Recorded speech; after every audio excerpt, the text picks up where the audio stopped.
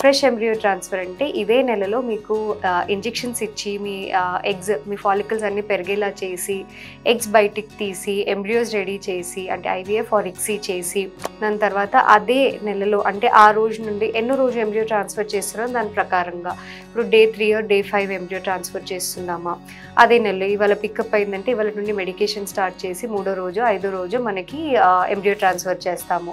That is fresh embryo transfer. So ఇది ఎవరెవరికి చేస్తాము, ఇది ఎంత వేరీ అవుతుంది మనకి ఫ్రెష్ ఎంబ్రియో ట్రాన్స్ఫర్ అనుకున్నప్పుడు most of the time cycle cancellation rates ఎక్కువగా ఉంటాయి. ఎందుకంటే ఈ ఫ్రెష్ ఎంబ్రియో ట్రాన్స్ఫర్ మనం ప్లాన్ చేసుకోలేనప్పుడు మనకి కొన్ని రూల్స్ ఉంటాయి. ఎండోమెట్రియం మన పొర ఎలా ఉంది, పొర బాగానే వచ్చిందా, 8 mm దాకా వెళ్ళిందా, లేదంటే చాలా ఎక్కువ పెరిగిపోయిందా, లేదంటే మనకి ఏంటది ఈస్ట్రోజన్ ఎంత ఉంది, లెస్ దెన్ 3000 ఉన్నప్పుడు ఆప్టిమల్ అంటాము. ఫస్ట్ ఎన్ని ఎగ్స్ వచ్చాయి, చాలా ఎగ్స్ వచ్చాయి అన్నప్పుడు ఒకటి ఈస్ట్రోజన్ హైగా ఉంటుంది, పొర పెరిగిపోతుంది, హార్మోన్స్ అన్నీ అటు ఇటుగా అయిపోతాయి మనకి.